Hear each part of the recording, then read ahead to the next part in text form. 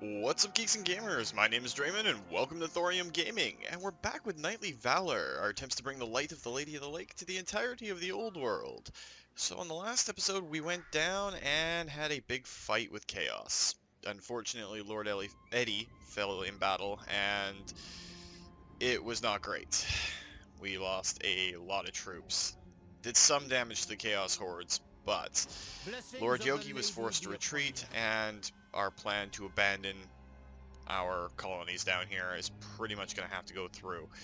Now, the Empire did come in and start causing some problems for Talea that we made peace with, so we'll let the Empire and the Dwarves deal with Talea as they see fit. Because right now, we have a couple of options for what we do. There are three very, very large Chaos stacks down here, of course. Lots of Chaos Warriors, Marauders, lots of Chaos Knights, Trolls, Chaos Spawns, Hounds, Chariots, you know, a full menagerie of ugly teeth-spiked monstrosities. So we're just going to have to kind of avoid them as best we can. We're going to use Phoenix and Grimaldus here, up near near Magrita. I swear I can English today, to hold on to our southern border. But we're still going to need to make sure that our treasury is looking alright, and we're going to need to start pushing back. We have to win some fights to start getting our chivalry to go up so we can get to that final battle. So we have a couple of options. King Lewin, with all of his resplendent forces, we could bring him back up along the coastline of Bretonnia, and we can go after the Dark Elves that are over here. Now, Malekith was defeated by Teglis, who was in turn defeated by Marathi, but her forces are completely devastated after that. And I mean, Elysia and Torashir do not have the greatest garrisons in the world. We do have Lord Adadon, who's been basically guarding Corone for the longest time. So what I think we're going to do, especially since we got Chaos forces up north here, I think we're going to bring the king back up and send him over to Ultuan to help our High Elven friends. Phoenix and Grimaldus can hang on to this area here, so we will get our king to come all the way back through the lands that are underneath the lady's guidance, and he can help out there. For most of our cities and everything, we are starting to make a little bit of coin. A lot of our armies got devastated, so it doesn't hurt us. Now, if we can get some Grail Guardians, that would be great. Grail Guardians are the anti-infantry version of our Grail Knights. So, yeah, having them available to us would be grand. I would really, really love to get the Royal Menagerie, though. Hippogriff Knights and Royal Pegasus Knights are just devastatingly powerful. So, it's kind of a flip-up between those two, and I think we're going to go for the Hippogriff Knights, because they are just that strong. But what we can do in the meantime, there's a Fel cargo here. We can send Adadon out to grab it. Since the Empire controls that shore, it shouldn't be too much of an effort. Might have him go up and grab this mysterious island as well. He's defending against the Norskins, so we shouldn't be in too bad of a position if we leave him up in this general area. He's got a strong infantry force backed up by a lot of knights. I don't know if he actually kept his knightly vow. He did not. But he'll gain his knight's vow back, and as we start gaining our vows back due to the changes in the gameplay, we will start seeing this go up, because our upkeep is going to go way, way, way down. We do have Dame Yelena sitting doing pretty much nothing, but with only 3,571 crowns coming in per turn, there's not much we can do to build her army up, and we're still kind of at odds with the Wood Elves, though our relations with them are improving. We do hold the Waterfall Palace, so that gives us an advantage in a lot of ways, but we'll just have to hang on for a little while. So Grimaldus hasn't moved yet. Let's put him into an encamp stance, along with Phoenix. They're going to be holding this southern shore. Thibaut is going to keep going down towards the chaos-infested areas. He'll be our eyes down in Araby for the time being. We're not going to upgrade any structures or anything like that right now.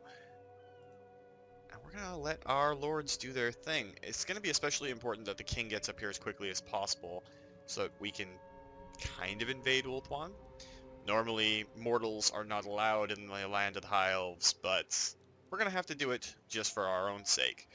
So let's pass it off to the other nations and see what ends up happening. Of course, I keep forgetting to move Furix by himself, so there is that. And there's, of course, a Skaven uprising near Prague, which is a little disconcerting, but we'll have to just go with it. The Empire is by far the strongest force that exists within the old world right now, and I'm hoping that they are going to help us out by taking on Talea and annihilating them, which it appears that they're going to.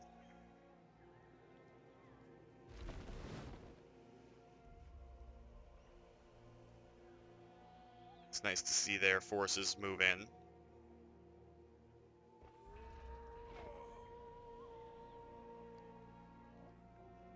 Wonder if they're going to capture... Yes, they captured Miragliano and destroyed Talea, so we no longer have any hostile forces there. Our standing with the Empire is pretty significant. We've been friends since the early parts of the campaign. We are neighbors, just separated by a mountain range. And we both hate greenskins, but they've been gone for a fairly long time. Of course, the greenskins don't need to know that they were part of building our alliance together, since, well, we went to war with them, and it in turn brought the dwarves on board to help us out too. But with that many Imperial troops on the southern border, I'm hoping they're going to be able to deal with chaos down there. And we do not know where Volkmar the Grim is going to go just yet. Maybe he'll head up north and help deal with the things up there. You never really know with the Empire.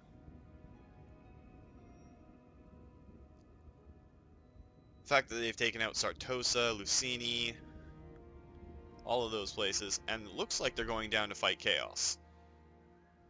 Now, I would be surprised if Franz went himself. There's a camera glitch, but that's okay. I suspect Franz will station up for a little bit and hire some more infantry to go along with all of those handgunners he has.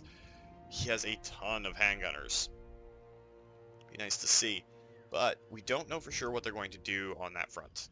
Their armies have always been a little bit weird, but they've been getting a lot of Demigryph Knights and Demigryph Knights with halberds. They've been using a lot of war machines. Now the dwarves, on the other hand, they're just going straight up brutal assault with their forces. Iron Drakes, Slayers, Great Weapon Longbeards. Yeah. It's nice to see all of the dwarven armies working together. Kind of curious as to where Baelgar is going to go. But they have a lot of Iron Drakes. Flamethrower infantry. Gotta love it.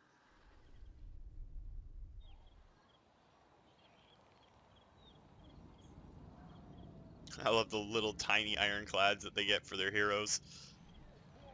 I would say it would be kind of a cute little ship, but I do not want to get my name entered into the Damaskron, the great book of grudges for the dwarves, so yeah, we're just gonna not mention that to them. Warriors of Chaos are actually weaker than we are, which is a good thing and a bad thing. I think when we do our final push against whatever our final errantry war is going to be, I think we're going to go with the orcs if we have a choice for it. Because then we can just send King Lewin out, deal with the orcish horde, hopefully with a lot more knights than he has now, and hopefully with some Demigryph, or is it Demigryphs? Or Hippogriff Knights? I'm not really sure. Pretty sure Demigryphs are the Empire's land cavalry that don't have wings. And then Royal Hippogriff Knights are ours. I always get the two confused. Too many griffs. Griffins, hippogriffs. They always get crossed. One's a horse and an eagle, one's a lion and an eagle. So confusing. Mythology, man. Mythology. Lothern's still rocking some very, very heavy armies. I don't know if we'll make it up there before they wipe the Dark Elves off the map. But even still, bringing King Lewin back will give us other options. We might be able to go up to Norska, destroy a few of their cities, and just call it done. Again, most of the elven armies right now have a lot of Phoenix Guard, Sisters of Avalorn. I've seen a lot of dragons and phoenixes. Phoenixi? Never gonna get the plural of that word right. And there's the Everqueen, so she's back on the map.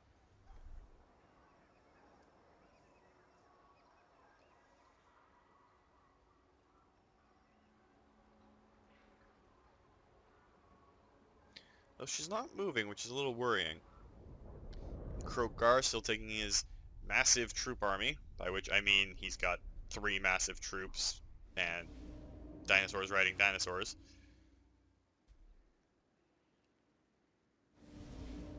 He's going to stay in Astromancy's stance. I don't know what he's planning right now.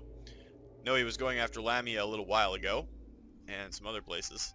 Now, Nagaron is actually stronger than we are, but if we can capture a few of their cities with the king, we should be set.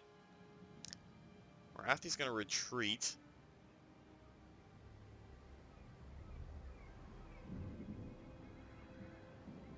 Which means the elves are probably going to just collapse the Dark Elven holdings on Ulthuan. Tomb Kings have been kind of wiping out the other dynasties down there. Of course, they did lose the Black Pyramid, which is a huge hit to the Kemrian economy. And towards their end goal. Which I'm okay with. We're glad to use the forces of Cetra the Imperishable as kind of a blade of shielding for the south.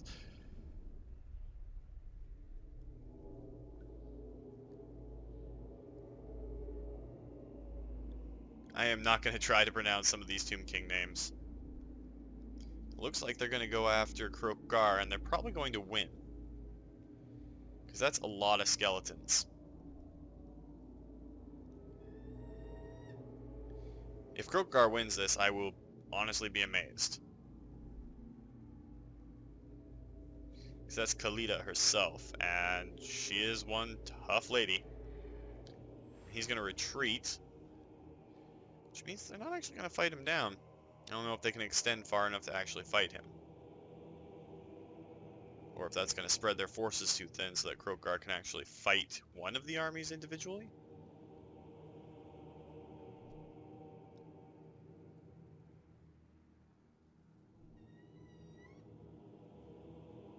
It is amazing how strong Lamia is, even though they've been beaten back from what is their starting point to Lamia itself.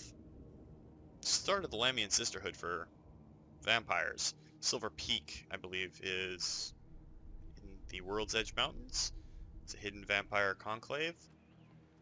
It's all about the female vampire order that infiltrates the Empire and tries to control things from within.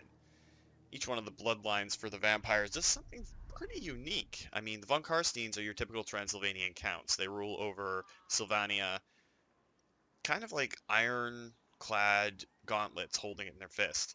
The people fear them, but they get protection. Nobody wants to go into Sylvania, so the vampires rule pretty openly there. The Stirgoi are the Ghoul Kings. They were kind of cast out, and they're monsters at any rate. They're kind of the predators in the dark. The Necrarchs did retreat down to the deserts in the south to follow more necromantic teachings. And they're the ones that have the strongest magical ability out of all the vampires. They sit down there and study, You tread research. upon Bretonian land. I'll have your will, and I'll have it now. Alright, so what do you want? A defensive alliance. You are at war with the Rakaf dynasty, Clan Moors, Forces of Chaos. You know what? I think I'm going to take that. More a blade of shielding down there. But the last couple of vampire bloodlines, the Lamians themselves, just as a better indication, it's an all-female faction. They don't trust male vampires within their order and actively seek to destroy them, which is what they do. But they use women and ladies of power to control the empire from within. They fight behind the scenes so that all of their goals can come to fruition, quote, in the light, end quote. And the Blood Dragons, my personal favorite of the vampire orders, Well, their first leader, I cannot remember his name. Gregorash? I'm not sure if that's it or not. Well, the first blood dragon went up into the mountains, found a dragon, and drank its blood, and gained a measure of control over the thirst. Didn't gain full immunity or anything to it, but they are the warriors. Pure warriors. They don't mess around with magic or anything, really. They just do their thing. Honor and duty. Alright, so Furix, let's get you...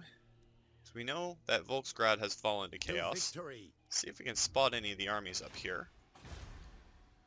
We'll just use that to get us back over to Lyonesse. And we're going to upgrade so we can get our Hippogriff Knights. Which is going to be beautiful. King Lewin. Lady's chosen. If you set off from about here, I don't know if you're going to make it before either Chaos or the Dark Elves, the High Elves retake everything. Yoki, let's get you sailing, though. We need you out of there as quickly as humanly possible. You're on your own, and you're level 3. The lady can't really help you if you don't have knights at your back. So, sail that ship and get out of there. We've already come to the conclusion we're going to be sacrificing these 2 stations. Ferris, Al-Haik, and Martek are pretty much done for. We knew that was coming. We can afford to lose them now. Not a big deal. And Adodon, let's go in and see what we're going to fight. Of course, we'll sail to the wreck. And we've got a Dark Elf army that we have to fight. So we got a couple units of Harpies, a Black Dragon, and a Carabitus. Wow, I can't pronounce that. Some Black Ark Corsairs, a couple of Dread Spears, and some Dark Shards. We have enough cavalry to deal with that. I think we have enough archers to deal with the Black Dragon. And of course we do have a Grail Reliquae to deal with any morale issues. And Adodon's pretty strong himself. So let's actually fight this one out. It'll be worth a fair amount of coin, and on this map, I think the only real thing that we're going to have an issue with is the dragon. Maybe the Carabitus, but we do have a couple of units of Knights of the Realm to go after the Carabitus.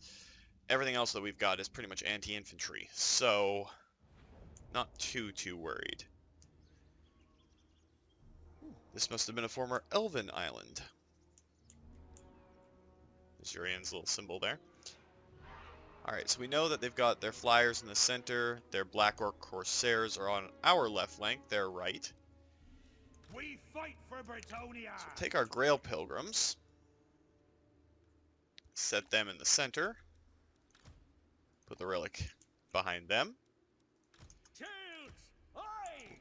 Group one set of swords and spears on that side. We are ready. One set on this side. Kind of balance things out. Ready. Form up our Knights of the Realm, and I think we're going to send them down the right if we can. Can't see any very much infantry on that side, so we'll grab our Knights Errant. Set them up to do a left flank charge. Grab our Pullmen. Actually, let's set them on the right flank to kind of support our Knights of the Realm. Peasant bowman. Spread our bowmen out a little bit so any of the shooting that's inevitably going to come towards us gets dissipated a bit. Put Adodon right there. In theory, that should be enough. And we're going to pause really quick right off the bat. And if I could select our knights properly. Move our Knights Errant up. We want to be able to claim these woods. So if we can get our troops moving.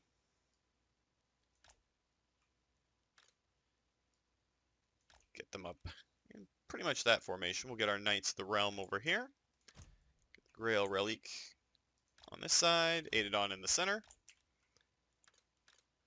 And move our archers up in response.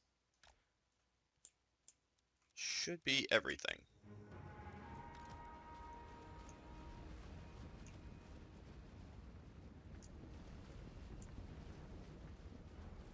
And just as we hope, the big things are going over towards our Knights of the Realm, and the infantry is kind of going off to the left. They're kind of shifting all towards this side.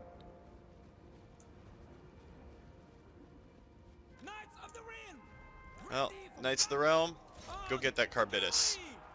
That dragon's probably going to drop in on some of you.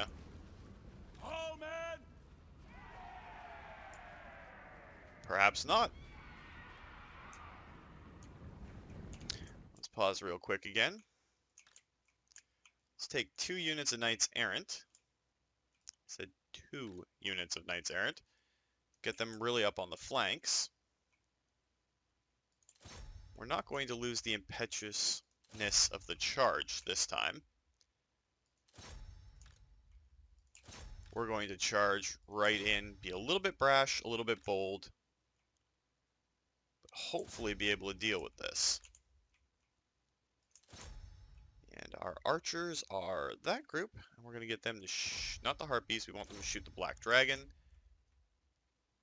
Aided on, you can charge in as well, and we'll get the Grail Relic in there somewhere. I know this is a little bit more aggressive than we should probably be.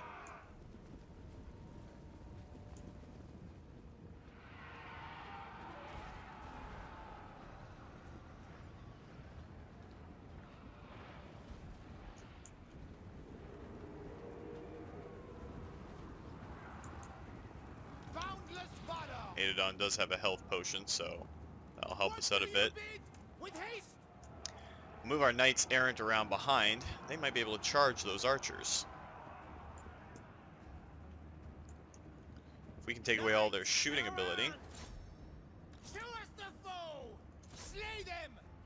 then that'll give us a distinct advantage. Fighters!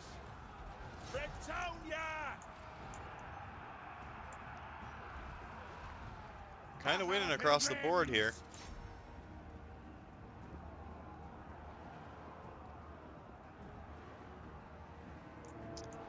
Those Dark Shards are just getting slapped around by our knights.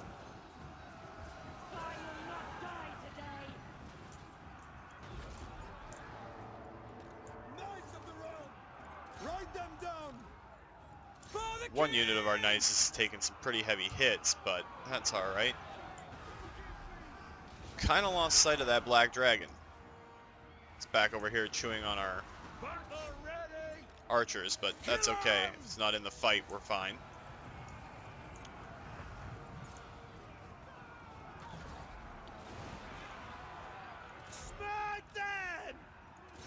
A lot of them are starting to break. Get their lord out of this fight. For my liege.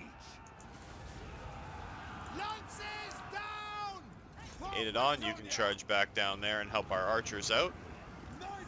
And our good unit of Knights of the Realm can go after that black dragon. We're actually holding our own pretty easily against a dragon of all things.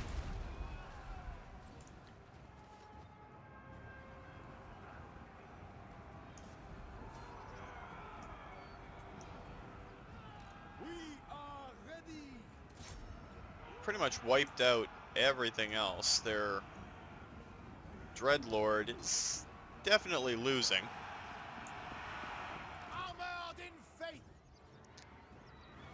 Harpies are kind of even in combat. Peasant bowmen. For my liege. See where that dragon lands. It's the big threat right now.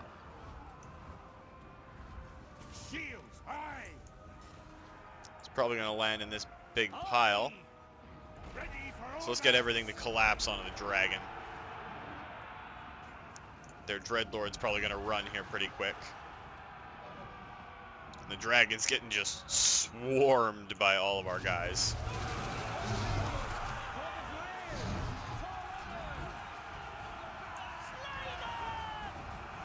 Can't even see their Dreadlord in the melee.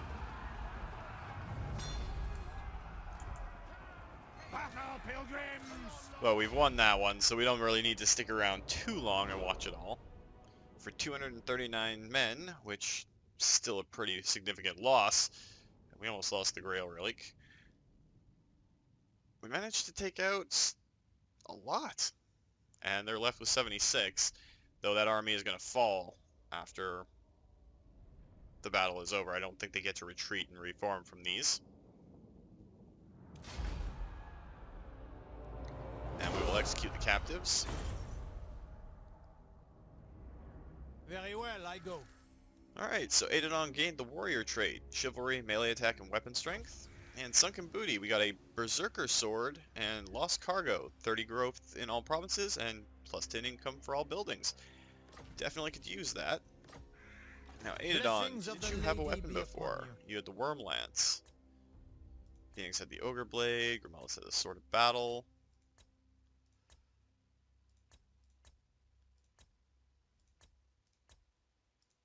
Pretty much everyone has a weapon except for Yogi. So we'll give you that sword and a spell shield. Call it your just rewards for fighting this battle and falling back. Alright, so we got that done. And of course the elf army is gone now. My reputation So we can sail him up towards this mysterious island. Actually, what we should probably do, get him back on shore, let him heal up a little bit, and then we can send him out after that mysterious island. Pass it off to the other nations and see what's up. And of course I forgot to move Thibault on his own, but we have a long travel plan laid out for him.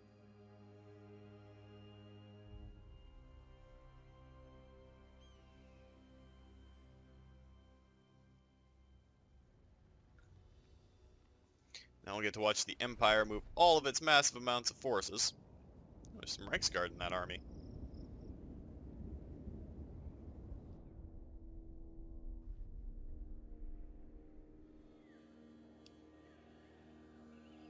Still not entirely sure what the plan up here is. I know they're not at war with Kislev. Are they going to counter a chaos threat we haven't seen up there yet? I don't know if Archaon's even involved in the fight.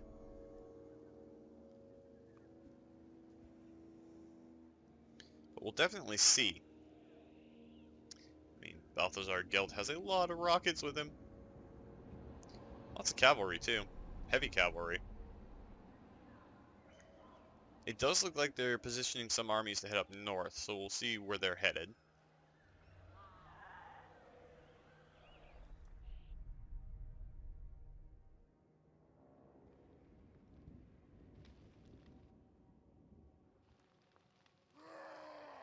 Interesting that they're coming around that side. Maybe they'll arrive at Al Haik and Fierce before we lose them. Or they might just be going to resettle the places we've already lost. You never know with the Empire.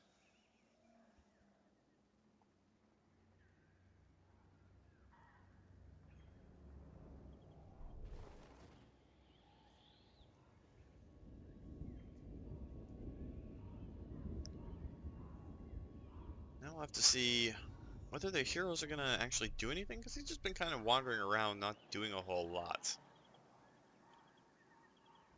Especially that wizard. We've seen him run back and forth a couple of times, but not actually do anything.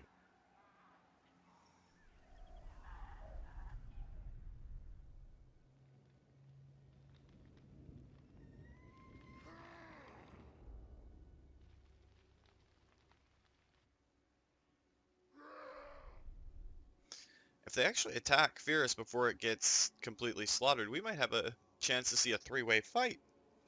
Control the battle ourselves, keep the limited forces we have in the fight, and watch as the Dwarven and Empire armies come in to assist us.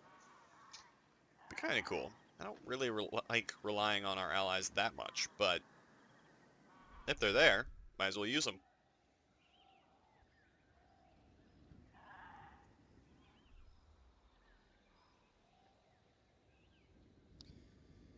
So everything's been shifting towards the west and the north lately. The Empire's kind of stopped its advances to the south, so have the Dwarves. Their economies are rolling pretty hard, and there we go. There's the Chaos Army for the Warriors of Chaos itself, up north. 2 armies. And we got Beastmen, Malagor the Dark Omen. Never seems to stay gone, though. Bloody Beastmen. I don't know if that means Archaon's up or not. If he is up, we're definitely in trouble. I don't remember. I don't pay attention to a lot of the alerts that come up, and then I make it look like I'm an idiot. So we're just going to roll with that entire theme. Yeah, I was pretty much expecting that victory for the High Elves. That's kind of risky. Well, I guess she's back in Tor Anlag, which means she can defend it easier.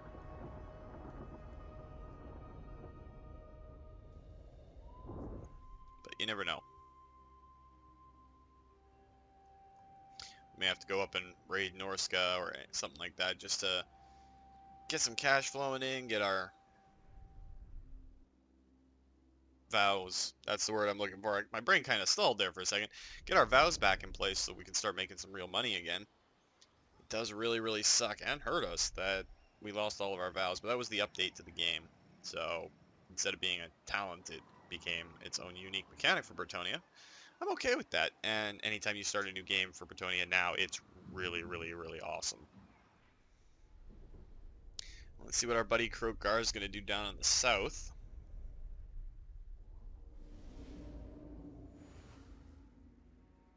Didn't have many options before.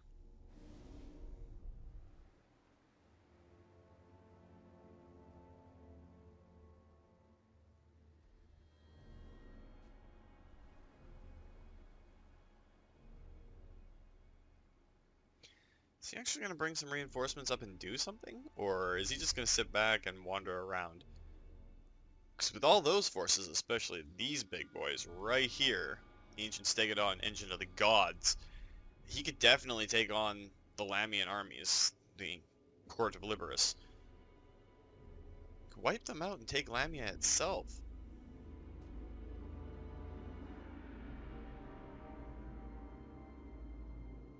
I mean, he's got a lot of Stegodons.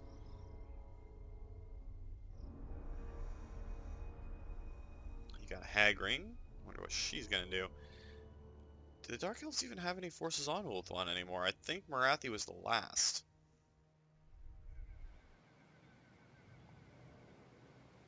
She's not seriously going to try and go back and fight, is she? She's essentially one of the first traders, or first followers of chaos within the old world. For 40k, we can hashtag blame Lorgar / Erebus. For this, it's blame Marathi. She split the elves 3 ways and was basically a worshipper of Slaanesh.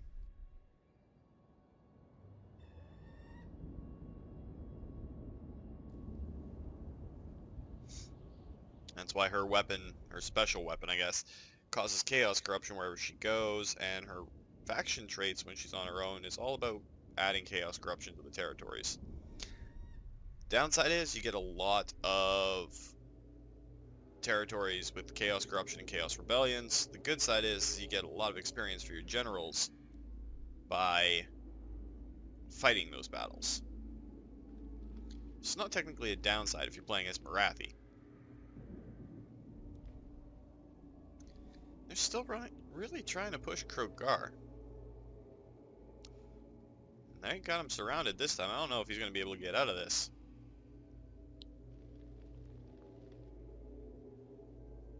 I don't even know if they're going to attack him.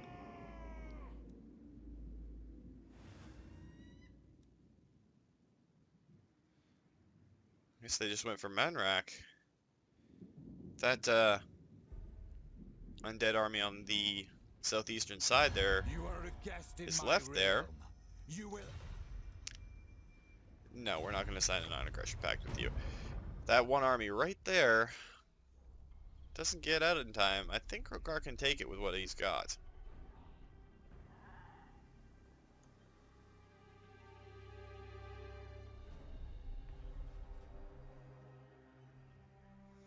Now, where are our Karag Ziflin friends going?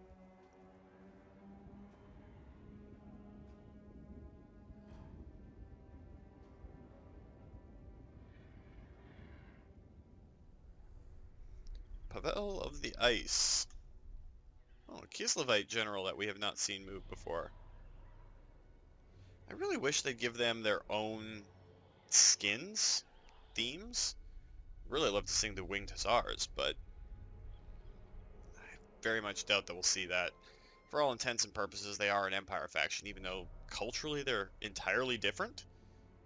I mean, in the tabletop game, they had bear cavalry, so your argument is invalid.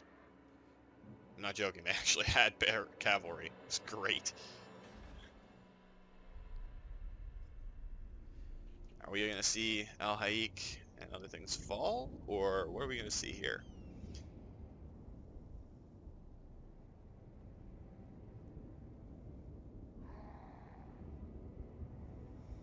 Because this could be a good battle, or are they just going to take Ferris out and leave nothing for the Empire and the Dwarves to save?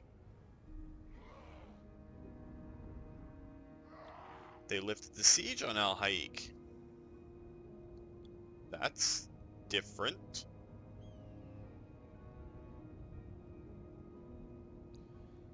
They're gathering up near Ferris since we have allies coming in.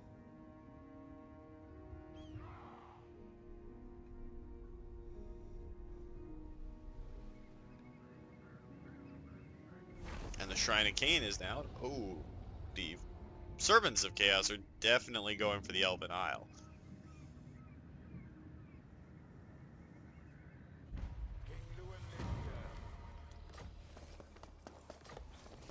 Alright, so we got Master Swordsmiths researched.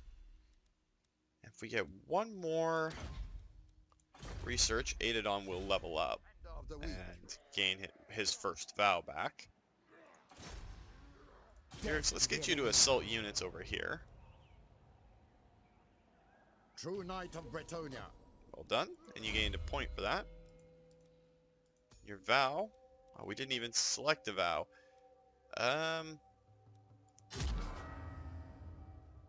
Take the vow of chivalry, because we're going to be using you to harass chaos while you're up there. Might as well take the lady's mantle.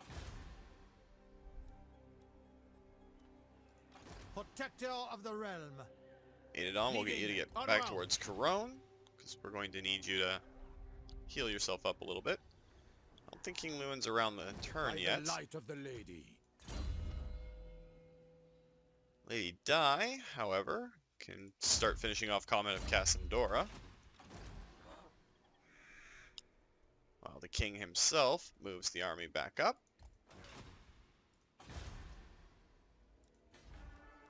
And we can level up the Grail Chapel in Corone, which is definitely going to help. Blessings of the And lady. what was be Muffin's upon vow? Rank up 5 times, so we're going to have to get him fighting too.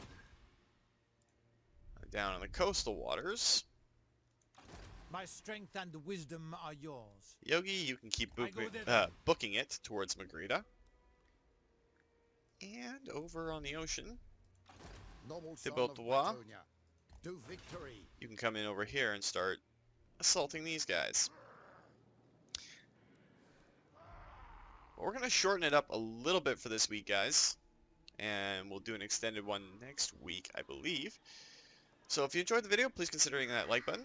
If you'd like to join up with the 232, see yourself in this or other Let's Plays, just hit that subscribe button and make sure you turn your notifications on so you don't miss when a new video goes out. And remember guys, life is a game, so play to win. And until next time, take care.